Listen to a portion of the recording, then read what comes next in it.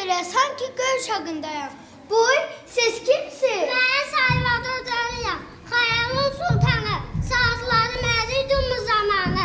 Yuxu ilə gəlir, bir olur birdən sənətimdə dünya görünür yenidən. Aydali, sənin salın niyə pendir kimi əriyir? Çünki İspanya zaman belə rəqs edir. Bizdə isə əzən çağında zaman qaçır. Mən Pablo Picasso'yam. Şəkillərim fərqli. Bir göz burada, bir göz də qarşı tərəfdədir. Kvadrat, dairə, üç bucaq var. Riyaziyyat üstümdə oynayır. Ay Picasso, adamın qulağı niyə bunun üstündədir? Çünki sənətdə hər şey mümkündür. Deməli müəllimə də mən sənətçi deyə bilər. Mən Diego Velázquez'əm. Sarayın dostu. Kralları çəkdim qızıl taclı xoşu.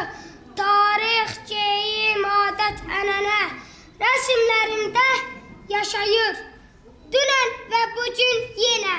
Hamı niyə belə ciddi baxır? Çünki kral olmaq zarafat deyil, balaca dostu. Mən də evdə kralam, amma hamı məni gülür. Mən Fransiska Goya'yam. Gecə və işıq, həm sevinç var, həm də qəm artıq. Sən həm qorxulu, həm də gülməyə cəzizsən. Çünki həyatın özü də belədir. Sən biz nağılsız yoxsa bir rəsim? Biz sənə nağılıyıq. Gəlin nağılları çəkək. Mən bunu kvadrat eləyərəm. Mən onlara kral paltarı geyindirim. Mən ona half papalı qoyum.